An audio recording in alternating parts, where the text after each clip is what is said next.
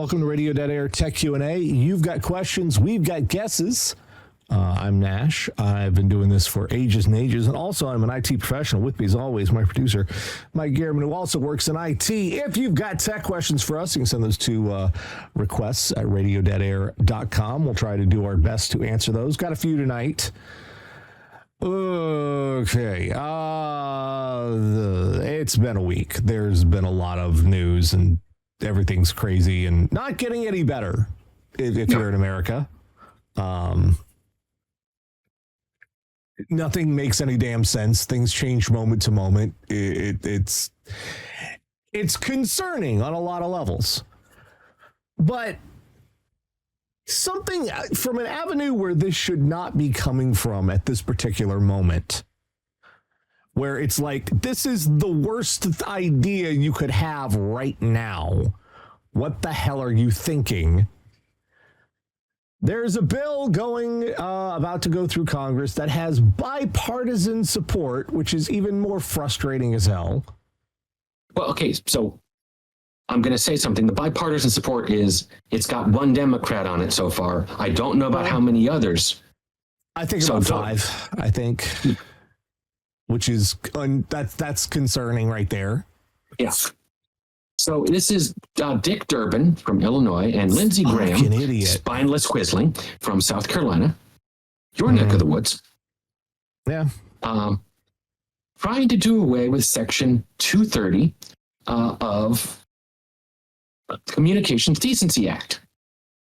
What this is the section of the law that says, if we had a comment section, which we kind of do with the stream chat, that neither Nash or I or Twitch are responsible for what you all say in that chat. Oh, it's more than that, Mike. It's way more than that. Big one. That's the big thing. No. It's bigger than that. That's saying Twitch is not responsible for what I'm saying right now. Yeah. That's saying YouTube is not responsible for the only reason YouTube removes videos is it's for their own self-interest. Nobody says they have to. It's bad publicity that gets them taken down. That's saying YouTube isn't responsible for any of the videos that are on its platform. If any of it is safe harbor. It's getting rid of safe harbors. Section 230 is if that's saying my own private website, that's saying that my server provider isn't responsible for what I say. If that changes, if that gets removed, then suddenly the entire internet as we know it shuts the hell down. Yes, every comment section goes away. Because what happened before we had social media, Mike, this is bigger than comment sections. Yes, but comment section and social media are the things people understand. So no, they understand that if they won't be able to use Facebook will effectively be done. Yeah. Facebook will so that's not a selling will be done. That's not saying Facebook will be done is not a selling point to block this. No, like there's quite a few people who still use it. Quite a few who are not aware of half the world going on. Yeah. So what Section 230 basically does, and there's more to it than I'm going to say, but the basic thing is, it says the person responsible for the comments is the person who made the comments. You can't sue the website that hosts the comments, even if the stuff is illegal, as long as the website has a method to remove that illegality when notified in a timely fashion. You can't go, I know this guy is a one-person man running this website, and he sleeps from 10 p.m. to 6 a.m. I'm going to send the emails at midnight and then sue him the next day because he didn't remove the stuff fast enough. No, this is what this says. You can't do that. And so this was there. So, in case someone posts links to illegal or copywritten material, to illegal pornography, all sorts of stuff. Your fans kind of loud, dude. when we get to summer, I'm going to have to leave it on because so if you remove this, suddenly all these website sites can be sued again. And the way they will respond is by not having comment sections or the ability to post user-generated material. So all your social media goes away, Reddit goes away, any site that has a comment section, news sites, whatever, they lock those down even more than they already locked them down. Yeah. A lot of it just goes away because suddenly they will be liable. Now, the reason that these senatorial goons are saying, "Oh, we need to do this" with support of certain sites, certain groups, is saying, "Well, this will force the sites to come up with better ways to do things." No, it won't. They'll just turn it off. Yeah, this is Dick Durbin has got this is what it'll do is, all right, we'll shut it all off and they'll be forced to come to talk to us and we'll make a new law and we'll put it all back the way it was. What? Are you crazy right now? Yeah. You absolute thundering butt. Yeah. So they're saying this is a sunset law. So basically, you would say this turns off in 2 years. So January 1st, 2027, which is less than 2 years. But they're not going to let little considerations of an extra a few extra months, a few less months rather, be an issue. The other thing I will note about this is one of the co-authors of Section 230 is still in the Senate. And he said, "No, this is a bad idea. This is dumb. I'm going to try to talk him down from this ledge." But there's we know Lindsay won't listen. Right now, what you could do is you could come up with a law that modifies Section 230 while retaining it. You could have, all right, we're going to make these certain exceptions for, let's say, child sexual assault material. We're going to, these certain things. Which new are mechanisms. There. Right. This is just insanity at this particular moment in time, because what this would immediately allow very, very, very malicious elements of not only our society, but also of our own government to shut down speech across. The only websites that would be left would be any site that would be willing to take responsibility for what is on there. And that would mean they would be their own server hosts. That means Amazon would have to be like, well, because most of the internet's backbone is Amazon. Provider is such a broad consideration. Remember, this law was written in the 90s. They barely had an idea of what the internet was going to look like. So Amazon services is the underpinning for so many websites, so many. Like CNN goes through Amazon, like Fox News goes through Amazon. So many, no one has their own infrastructure to publish their own stuff. It's not like, newspapers with their own printing presses. So if this happens, then Amazon will have to go through all of their clients and be like, we can't host you anymore, because we can't be responsible for what you say. And correct me if I'm wrong, doesn't Amazon own Twitch? Yeah. Twitch would just be turned off because they can't account for it.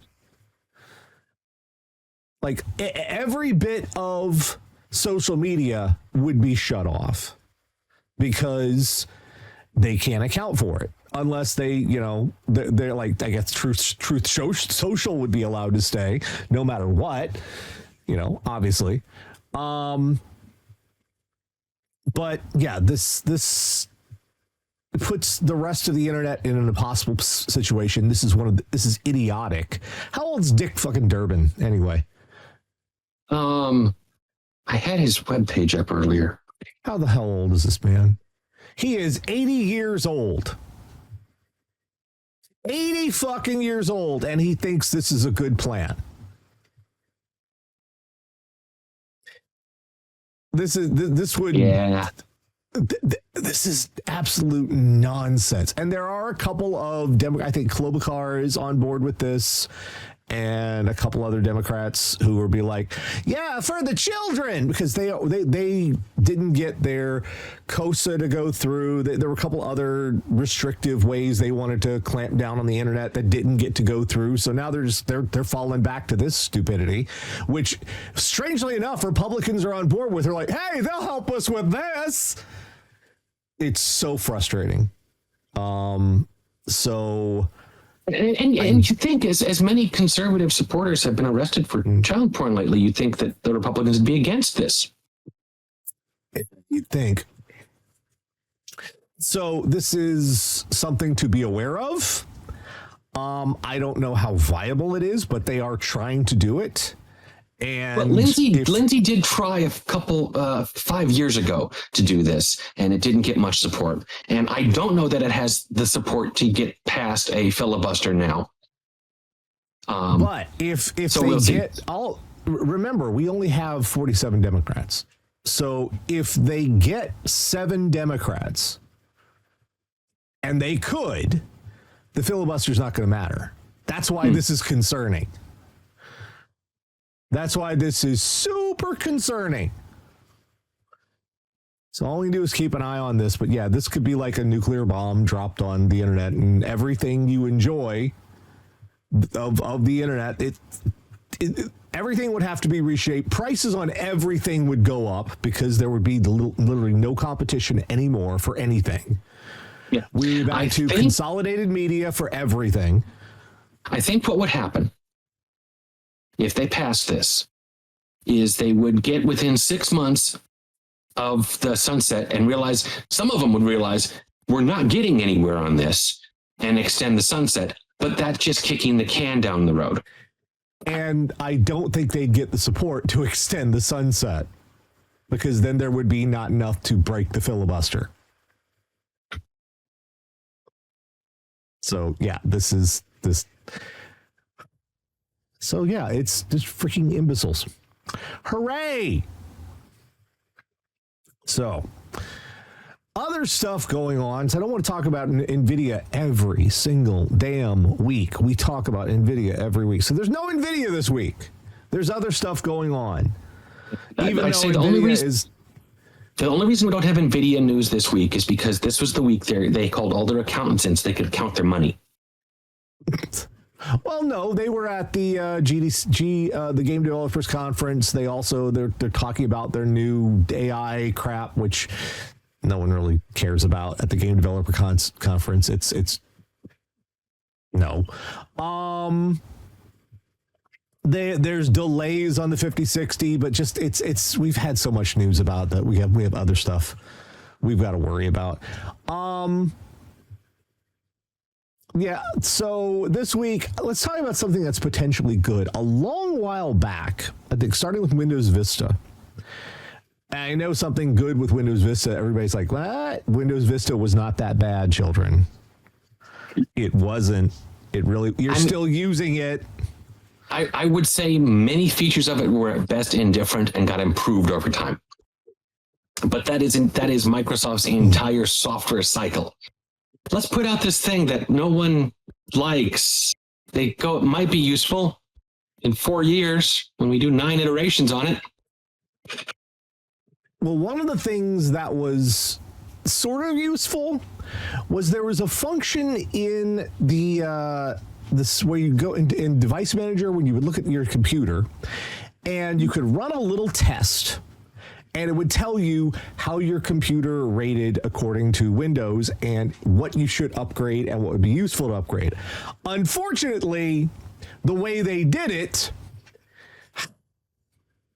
was a little confusing, but it would give you this score that would tell you how your system would work and where it was weak, where it would have weaknesses. And then eventually they're like, nah, and they took that away. I think they took that away in Windows 8, 8.1, something like that, because it was still around in Windows 7 for a little while. And then, it went away. It was a little useful. It was just presented in a garbled, very confusing fashion. way. It gave you a score from 1 to 6.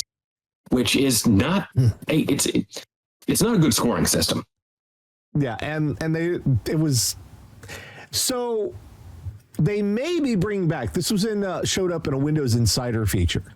They may be bringing back the way of checking out your system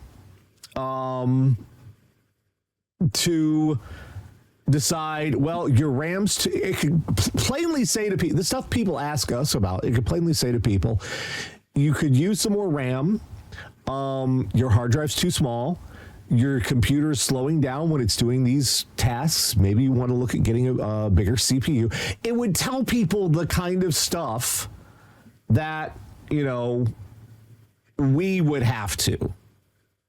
And that could be useful in plain language for people to not have to go. Right now, how it is, if your computer's acting slow, people will go Google, why is my computer slow? Yes. Which is not going to help you. Which people do. Yeah. Wasn't that one of the questions from If Google Was a Guy? Yeah, something like that. People ask, like, you know, why is my computer? That's not going to help you. No, they don't know what the hell your computer is. A good internal tool would. The problem is, you know, you might not want to just download random thing that says we're going to check out your computer, because so many of them are scammy or malware loaded. Whereas one from Microsoft, you know what it's going to have. It's going to recommend, of course, it's going to have a little ad in the corner saying, have you considered Office 365? Yeah. But it should give you a reasonable ranking. Now, hopefully they'll give something better, something more understandable than just a simple 1 to 6 system. But we'll see. Yeah, it could be useful, because this would be based on your own system, looking at your own capabilities, what your processor can do, what your video card, maybe even if you're using your motherboard's a little too old, it would look at all of that stuff and say, look, these are where you can improve. And we don't know the format this is finally going to take. No. All we know is that some information was found by a guy poking around in his system, and he goes, that's interesting. There's new stuff. Yeah, I wonder if they're going to actually enable this. If it's in Windows Insider, it may end up actually in Windows. It may not. And it's not going to be soon. It's probably not going to be in the 2025 update for Windows 11. But it may come up either in a feature update later or potentially next year if they decide to go with it. So that's something to keep an eye on. I would be happy if that was something, you know, we had available to us. Side note about Windows 11, just speaking of, found out something that is really super irritating. Between 23H2 and 24H2 of Windows 11, Microsoft removed the AC3 codec. Now, if you upgraded if you've had Windows 11 and you didn't install it fresh, if you've upgraded, the codec is still there. But if you've installed a fresh installation, suddenly media you may have downloaded that you were watching yourself or ripped from a Blu-ray, if it's using the AC3 audio format, which a lot of things use the AC3 audio format, and specifically for stuff like 5.1 surround sound, suddenly you won't get any sound on it and you won't know why. There's no alert that tells you about this. There's no hint in. This was a basic feature that was, you know, it's not going to affect everybody, but it affected me. I'm like, why is stuff on my Plex not working? I can't hear audio. Some of it I could, some of it I couldn't. But here's the fun thing. When I went through, so when I was using the application-based version, which is on my system, it's an app. It's, you know, it wouldn't work. But when I used the browser-based version, the browser has an AC3 codec built into it. So then my media was working again. And I'm like, what the hell is going on? If this catches you, there is a slight little fix right now from a website called Major Geeks. It is trustworthy. I've used it. This is the simplest way of doing it. There is a Dolby AC3, AC4 installer. You just look for Dolby AC3 installer on Major Geeks. It's simple. You just download it. There are 2 files to install, and it would give you all the functionality back. That's just dumb. It's one of those I had to go looking for what the problem was, and it's like, oh, here's the freaking problem. So there you are. One more story this week. This is Roku used to be you were the chosen one. You were supposed to save us for the streaming devices, not join them. So Roku over the past few years has been in a position where they're very desperate to attempt to make any kind of money because their sales have been down. That's why you'll see a lot of TVs with Roku built into it. That's why there's a lot of advertisements built into Roku now. Remember they changed the end user a while back. They changed the end user license agreement in such a way where they could do terrible things and you couldn't sue them about it. And that was my breaking point with Roku. I replaced it with a Chromecast. Even though Chromecast has been technically discontinued now. Yay. Like, damn it, I'll have to replace shit with a Raspberry Pi or something. God. But anyway, Roku has now been trying something out that has made everybody fucking mad. And mad at Moana 2. Which is specifically mad at Moana 2. Roku has decided to include, when you turn your TV on, before you can do anything with it, you have to sit through an advertisement. And you can't mute it, and you can't dismiss it. You have to sit there and watch it. I will point out, this is the point. Oh, I've turned it on. There's a video playing. Time for that before movie piss. You're from an older time, Mike. You're from an older era. Does Gen Z not have to piss anymore? No, what Gen Z does is they piss before they turn it on. And they don't have to sit through an ad.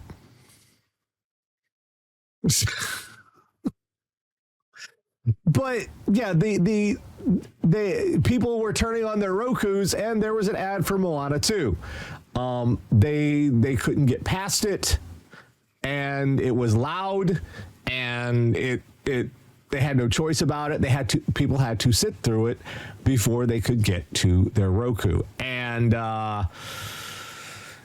everybody hated this. Everybody hated that. Yeah. I honestly can't think of a single category of user that'd be happy about this. Now, Roku, they're saying their excuse for this is it is a test. But I think it became a test when everybody got angry. Schrodinger's feature. Yeah. It's a feature. Everyone hates it. It was a test of a feature. We're not actually going to roll it out. We promise till next year. This is not a good look for I mean, aside from annoying your own customers with this stuff, this is not a good look for Roku because this says Roku is not doing well. This is one of those we're so desperate for nickels and dimes, we will do anything, even potentially annoy our customers to add a little bit of revenue on this quarter's balance sheet. And I want to point out, for a lot of people, that end user license agreement nonsense was the final straw. A lot of it's not like the Roku is an expensive device. Now, a Roku TV, yeah, but people could just get a little cheap device, plug into one of their HDMI ports, and they don't need to use the Roku TV. Except with this, apparently you can't get past it because it's built into the television set. This is why you should never don't use a smart TV as a smart TV.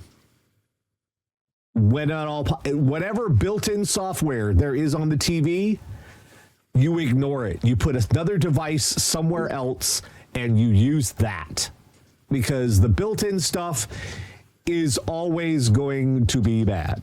Like, we have, and you can't remove it. We've got a television from 2012, which is a very old TV.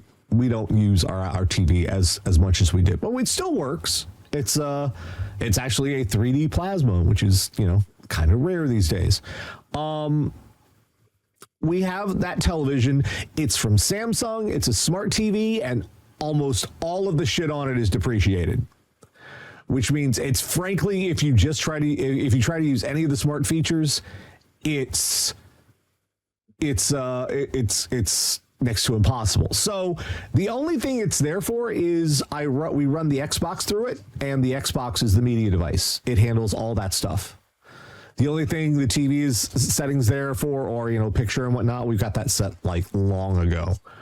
Now, a lot of people have these Roku TVs because, well, you get a discount on them. Because, hey, it's cheaper. Yeah, you get a Roku built in. Yeah. And the reason it's cheaper is because they can subject you to advertising. That's how they make it up on the back end, which also speaks to how, inexpensive it is to make some of these TVs. But so, pardon me. So keep an eye on Roku. If something were to happen to them, say their financial situation get really bad, someone else will probably buy them out because they have that big install base of all these television sets, and someone will probably come up with an even worse way to make money off of that. So I would recommend the Chromecast, but like right now, the best idea for a media box, at least in my opinion, for the moment, a PS4 or an Xbox One. They're still supported. They're still getting updates. Don't know how much longer they are. You can get them used fairly cheap. Like the Xbox One S is not that expensive, especially used from like GameStop or something. You get those fairly cheap, and they are pretty full-featured media devices. Like, the whole nine, and they still get security updates and everything. So that's if you need something like, how am I supposed to watch crap here? Chromecast got an update. It works good. Yeah, Ruru too, but they're not making them anymore. Like, as far as I know, Google is dropping the Chromecast is effectively dead. They're replacing it with their Android TV stuff. So how those mini computers cost $200, $300. The problem with those, Daryl, is a computer is not a good interface for a television, and that's always been a big issue with those. And I know there's there are some like Linux distributions that have tried to come up with ways a new interface to work with a TV or whatnot. The best, simplest, most functional option is just using a PlayStation or an Xbox, because they get constant updates. The advertisements, not a huge factor there unless it's built into the app itself, like YouTube or something. It still gets security updates. It's pretty full featured. They work, and they're made to work with a television. Now, I know that's not the best option, but again, home theater PCs, like Windows used to have, I think like Windows 7 had a home theater PC specific interface for Windows, or at least home theater PC features. and those are depreciated. You can't use those anymore. So that's not a good option. Like technically you could just plug in a computer to your television set, like a laptop, and like watch stuff through a web browser or something, but you still need like a mouse and a keyboard to control it, or like one of those awkward mouse remotes things, and that's just not ideal for working with a television set. So, and they're not really, if you look at Windows, is not really putting their foot on the gas on that, working to do something about that. And Linux is all disparate in like 7 different directions. So they're not focused really on that either. So for the moment, the best, and I say it in air quotes, the best option for a media box for your television is an Xbox or a PlayStation. And that's not a great, it's not a great answer, but welcome to the hellscape. All right, speaking of welcome to hellscape, let's take some of your questions now. If you've got them, send those to requests at radiodeadair.com, or you can put those in the comment section of the YouTube. We got one from Chris here. He says, hello, Nash, Mike, and assorted critters. I was just wondering if that thing about not charging a phone or other device to 100% is real or BS. Now that phones have a setting for smart charging, I'm leaning toward it being a thing, since I'm not sure a company would pour money into programming that just for the placebo effect, but I could be wrong. Should I keep the smart charging on or not bother? Thanks for the informative show. Hope you have a good one, Chris. Yeah, well, it's a thing. Sort of. What's that? It's a thing. The not charging it to 100 is a thing. Yeah. It's the way lithium ion batteries work. They wear down. And they are the single most difficult thing. I mean, everything in your phone these days is impossible to replace if you don't know what you're doing. But the battery is one of the most irritating ones because they specifically design it so you shouldn't be able to replace it. Batteries wear down. The more you charge them, the more they stop being able to hold a charge. And charging them all the way to 100% does wear them down a little faster than simply charging it to 80% and letting it stay there. Yeah. Now, it doesn't have the memory thing. That was a completely different battery type, where if you charge it to 80%, it would only ever go to 80%. Yeah, this is, it's a matter of trying to get a little more longevity. Like 20% of your battery life may have mattered a while back, but these days it's what? It's a difference between a few hours. Well, and I will say I have been in situations where I've needed that 20%. Not the last time I went to the car dealership to get service done, but the time before that, my phone was down to 5% by the time they got me out of there because it turned out to be an all-day thing. Well, when you're using it, your phone does drain faster. But if you're not using it, it's designed to just sit there and be as idle as possible. It will still have activity in the background. It will still have, those other issues, but the phone is made to be as idle as it can be. How much and how long of an extra battery life, like extended many years, you'll get out of using the battery, that's the questionable part. In theory, it's a good practice, but as far as out and out showing gains on it, it's hard to say. Some cases, batteries might just go bad. I had that happen. Remember, my battery just decided like this was still within its like the life. I've got a Pixel 7a here. This was still well within its usable lifespan. It's still supported. It's still getting Android updates. And my battery one day decided big chungus, and it expanded out the back and blew the back off. It didn't explode, but it just sort of went. It was like Al Bundy letting his pants out. And I had one do the same. I didn't realize it was doing it until I looked at and said, the case is coming off. Why is the case coming off? And I take the case off and the back panel comes off. Same time as the case comes off, and I go, the batteries. I'm getting a new phone. Well, I mean, the nice thing about that is if it knocks the back panel off, it makes replacing the battery a lot easier. I found that out. Yeah. My phone was old enough that I was like, I was 6 months away from replacing it anyway. Like, oh, I'm going to replace this 6 months early. I can do that. So even if you're trying your best to hold on to the battery, your battery might just say, fuck it anyway. Which is one of those things. Is it something you should, honestly, me personally, I'm not going to be that fastidious about it. I have a program on my tablet, that cheap little tablet I got for free, little Android tablet.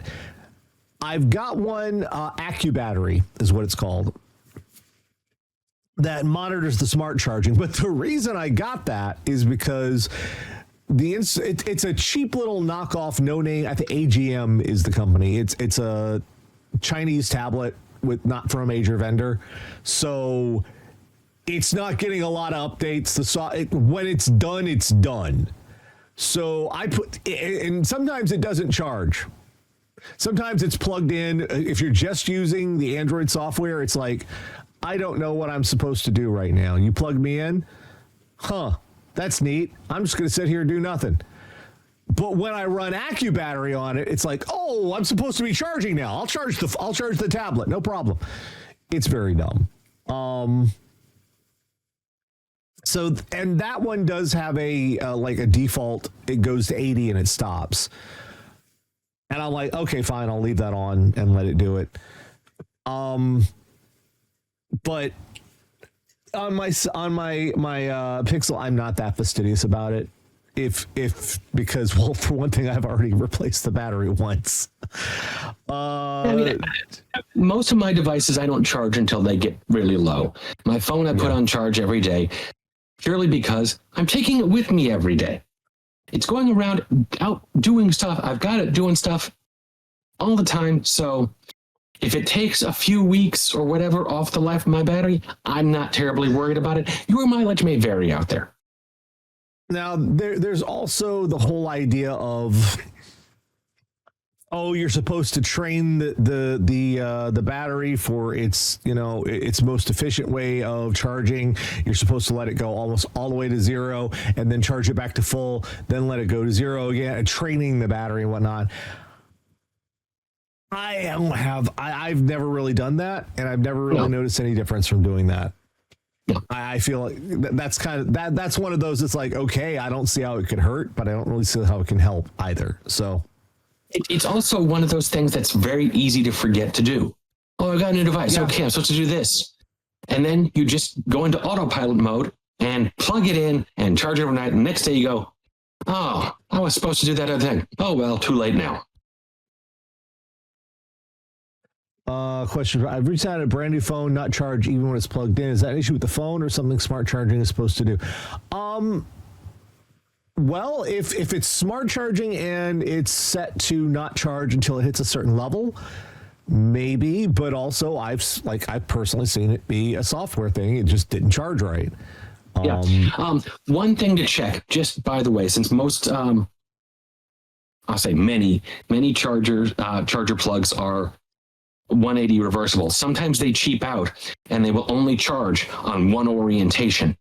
Yeah. So that's unplug it, rotate it 180 degrees, plug it back in, see if it charges.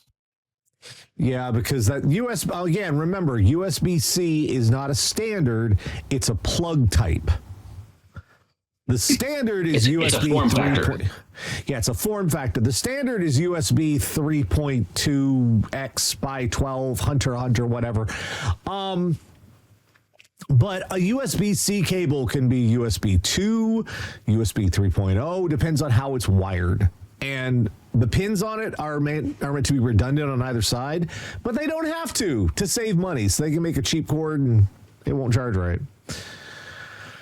Okay, next is from Nathan. It says, "Hi, Nash and Mike and Cats. I'm starting to have a problem with my LED strips. I've had them for about 3 years or so, and over time, the blue seems like it's fading. I pulled them out of my system to take a look at them, and the plastic cover over the LED is turning a dingy yellow color. Is there a way to fix this? Can retro-brighting work on them, and is it safe to put them in the hydrogen peroxide? Thank you, Nathan." All right, first let's define what retro-brighting here is, if you're not aware.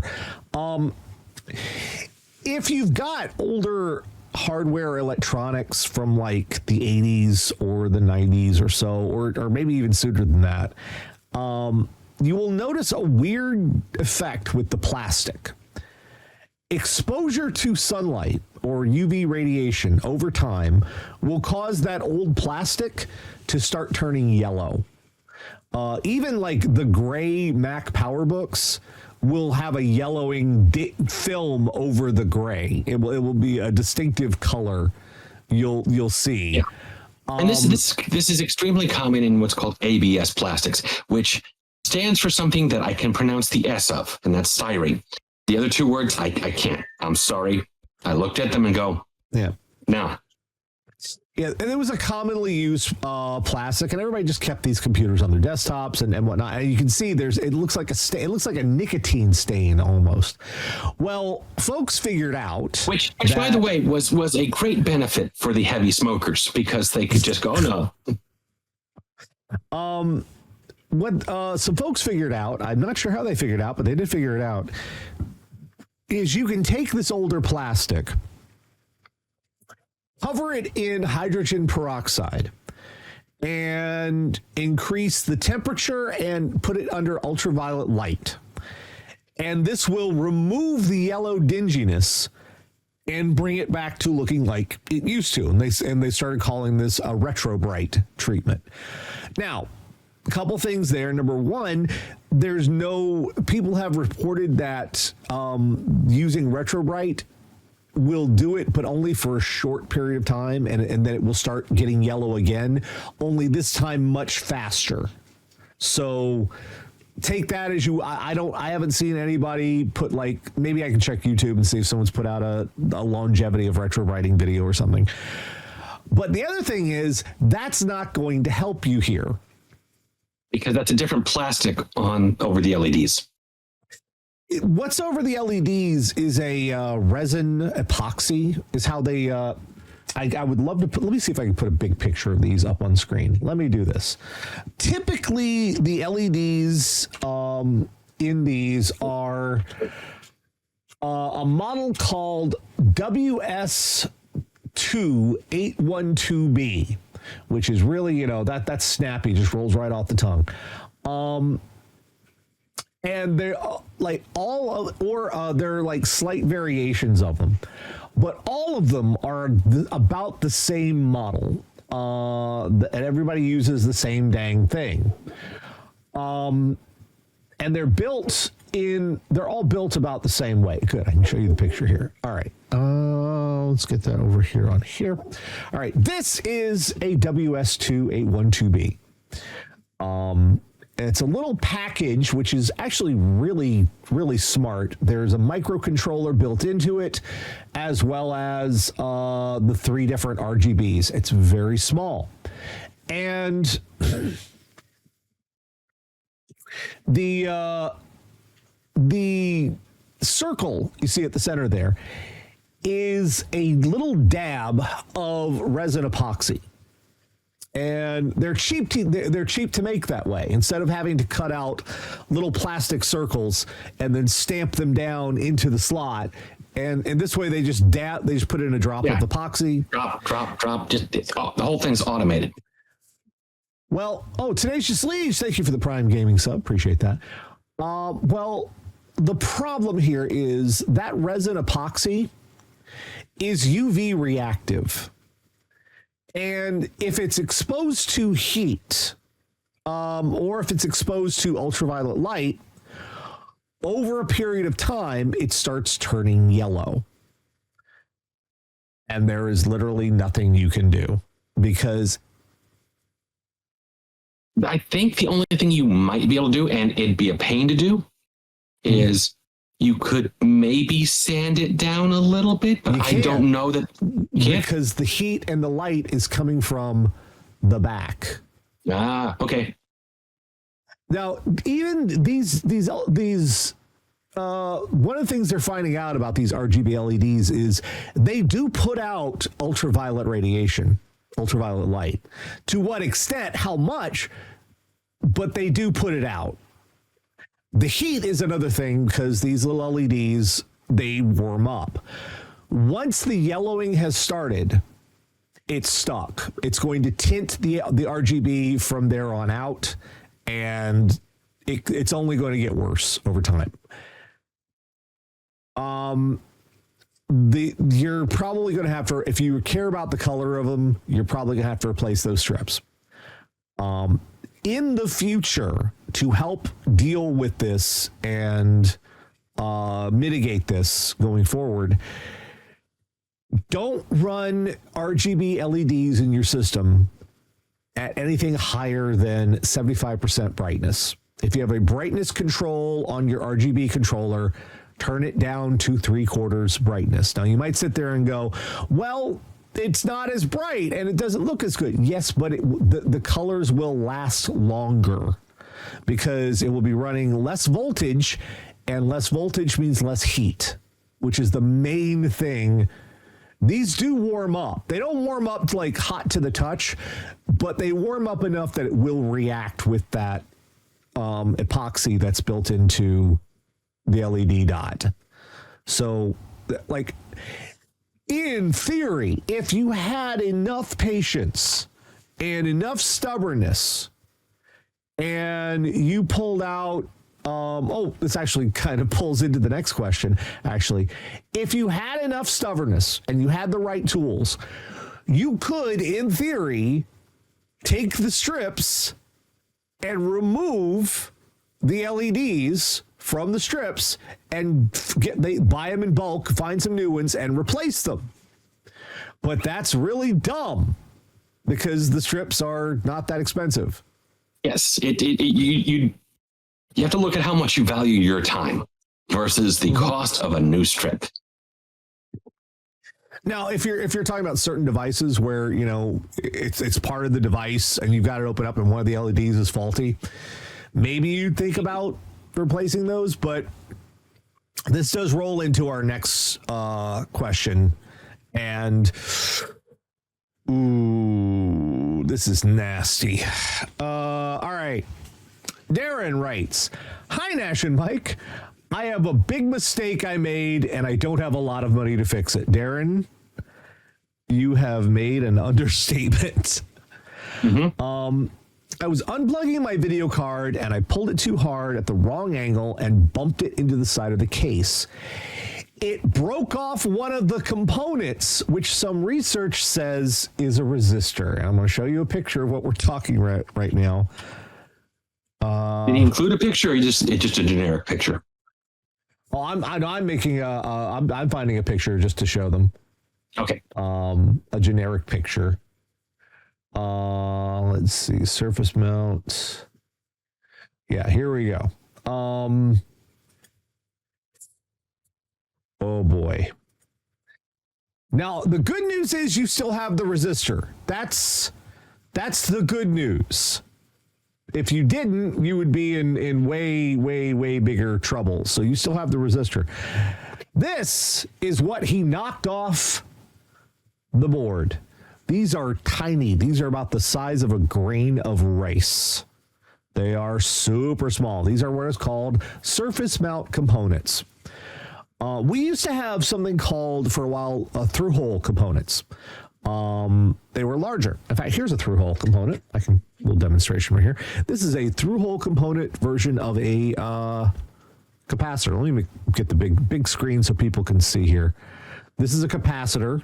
You can see it's got an axial capacitor. It's got these two long bits on either end. These are leads that you're supposed to bend these and you put them through the holes of a circuit board, and then you solder it into place. And they're pretty easy to replace. Honestly, they're made to be a user replaceable component. It's how they used to fix things. Then they came up with a much cheaper way of assembling electronics, because through-hole components kind of have to be done by hand generally. Well, surface mount is super easy, relatively. You take a circuit board, blank circuit board, then you dab on little dots of solder paste, and then you have a machine that will put all of these surface mount components, arrange them on the board, and then you just have to send the whole thing through what's called a heat plate that warms it from underneath, or you put it to have like an oven-like thing that will warm if you have a circuit board that has both sides. They have something that will warm both sides. And I have this recollection you used a toaster oven once. Yeah, you can use one, but and what happened, this is a big machine, big system. They do this at scale. It goes through there. The circuit, once it warms up in the oven thing, the circuit board is complete, and that's it. Nobody has to arrange the bits by hand. Nobody has to solder each individual bit by hand. And the speed at which they can, produce electronics, way up. Unfortunately, these are not typically made to be repaired. No. That said, and let's see the rest of your question here. It's an RTX 3060, and I know that's not the most expensive card right now, but I can't afford to mail it anywhere, and I know it's out of warranty. Is there any way I can put it back myself? I've done a little soldering, and I'm willing to try, but I'm also worried about making things worse. Any advice? Thank you, Darren. Okay, so the first thing I'm going to say is... You should be a little worried here, yeah. Yeah, first thing I'm going to say is, at least on the component you've lucked out in that it's a resistor. And I say that because it doesn't or shouldn't matter which way you orient the resistor when you're putting it back on there. Positive. Yeah. So you don't have to worry about messing that up, at least. That said, soldering it back onto the board. If you look at the picture here, you'll see that there's a numbers on them that tells you what the component is. There's 102, 104, 103, and 103 is upside down. That's because it was arranged in that position. It doesn't matter if it's upside down. It doesn't matter because it's just a resistor. Resistors are I'll say the one above 104 should have had a number on it too, but it's flipped over. Well, yeah, it says IEE. That means it's probably a different device. Well, no, the one above 104. Oh, yeah. No, that's a capacitor. Okay. Yeah, I can tell the one above 104 here, that's blank and doesn't have anything on it. Those tend to be capacitors, I found. Not always, but yeah, so. As we said, the fact that it's a resistor makes this a little easier. Now, I will say my own experience with soldering is bad. Last time I soldered anything was the wire components that Nash brought up a few minutes ago. And I had to have my classmate, that's how long ago this was, come over and undo all my work and redo it properly for our team project because I am crap at it. With this, there are some recommendations I can make to make this, if you're super careful about it. Number one, try to get a fine point tip for your soldering iron. I mean, to a needle point. You want it to hit as small a surface area as possible.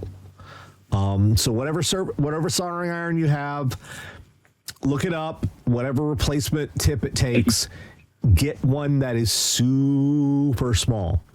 The other thing I would recommend is getting a tube of flux.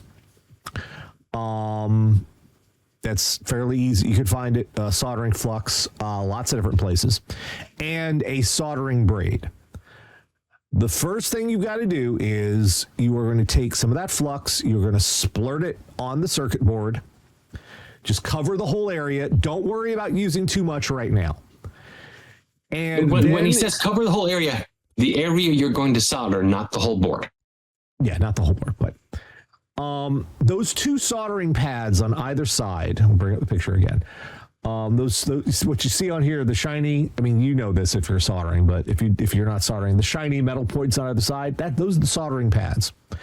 You want to be careful with those. But what we're going to use the soldering braid for is you are going to use those to clean off the existing solder. So take the soldering braid, put it on those, once the flux is on there, put the soldering braid over the flux, and then use the soldering iron to heat up just those pads. Do both of them individually on their own, and use the soldering braid to suck the old solder off the pad. Next step is, instead of using solder, I would recommend using some lead-free soldering paste. And the reason why is, number one, lead-free solder heats up at a lower temperature, which means you won't have to use as much heat on the board to get the new part soldered in place. The other reason I would recommend using soldering paste is because it helps adhere the component to the board. Like it's kind of like the consistency of like toothpaste or something. It's got a little bit of a gooiness to it that will help hold it in place momentarily. Then you can just hold the soldering tip to it, and since it's lead free, it'll be a lot faster to solder into place. Do one side and then the other. What you're going to do after that is go back over it. Get like a microscope. Well, you don't have to. If you don't have a microscope, get like a magnifying glass and look very carefully at your work. Look for any points where you might have made bridges, which is where you have solder going from one pad to another that it's not supposed to go there. Look for those. If they're there, use that fine point of the soldering iron to clean it up and break the bridge connections between the two. At that point, you are hopefully, if you've made sure there's no places where it could be shorting, if you've gone over it, take some isopropyl 90% or higher isopropyl alcohol and clean up the area. Use like a Q-tip, use whatever you can, little fine point paint brushes, and clean that area up. Get all the flux off of it. Get all the, any excess goo that's on there. Get it off there. Clean it all up. Dry it off. Clean it again. Go over it multiple times just to be safe. Then once it's dried, leave it for about 6 hours or more to let that little area dry off. Give it a shot. Since this is a resistor, there are also quite a number of YouTube videos showing how to solder surface mount components. I would take a look at least a few of them just to get an idea, a visual idea of what Nash has just described. Yeah, this is, you're very lucky because this is a small component. It only has 2 points to solder, and you can't put it on wrong. If this were a larger component, if you couldn't identify the component, multiple contacts, if this was a PC, if this was a integrated circuit, if this was even like a VRM, a voltage regulation management module, I would say you'd be shit out of luck. And then you'd have to send it to a professional to fix it. And by that point, sending an RTX 30 to a professional to fix this would cost about as much as the RTX 30. Like if you want to send a graphics card to be repaired, or say anything, a motherboard or anything, it better cost more than $500 to be worth sending it to someone for an out of warranty repair. Because otherwise it's literally not worth it. it would be easier to buy a replacement at that point. But since you're in a pickle, and since this is a simple component, you're actually kind of lucky here. Give it a try. Let us know what happens. Yeah, you may have a shot at getting this back together and working again.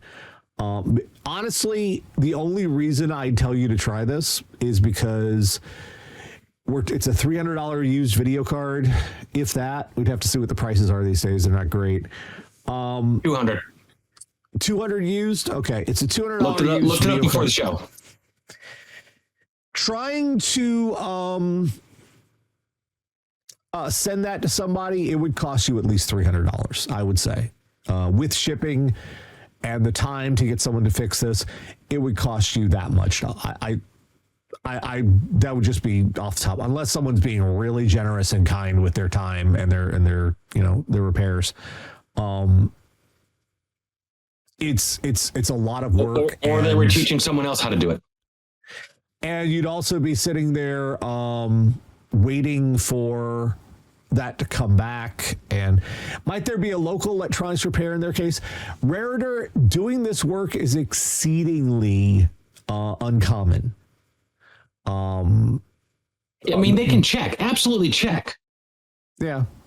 But this kind of repair work is not very common. You are not expected to fix these things. You are expected to replace them and throw them away.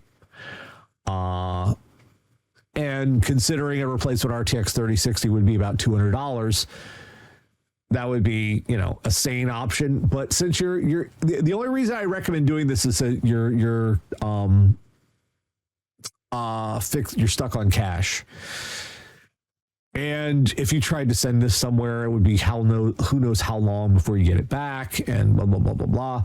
So if we're talking like a $500 plus video card, then I could see it would be, you'd still have to spend for the repair work, but it would be worth it as opposed to trying to replace the card, because it would be more expensive to replace the card than try to get someone to fix it. So, yeah. Good luck with it, Darren. You picked dang. For everybody else, be careful when handling computer components. You don't have to treat them like glass, but be aware those components on there, they matter and they can be knocked off. It takes a little bit of effort to do it, but once it's done, oh shit. Yeah. You know what the last thing I broke in a computer was? It's my old computer, which is still right here. When I was replacing the older video card with the video card that's still in the shell right now, I forgot about the little latch thing on the PCIe slot. And I broke the latch off. So the card still goes in. It's just got nothing locking it in. Of all the things to break, that's probably the one too. So yeah,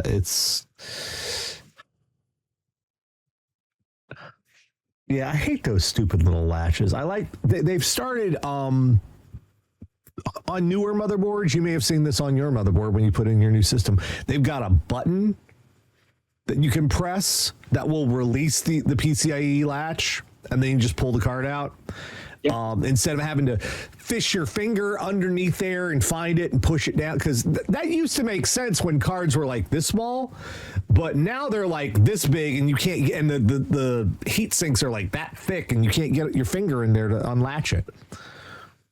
So anyway, all right, that's going to do it for us for this week. Thanks for being here, folks. We'll be back next Saturday, 9 p.m. Eastern. If you have tech questions for me and Mike, you can send those to requests@radiodeadair.com, and we will put those on for you. So until then, for Mike and myself, we'll see you next time. Good day.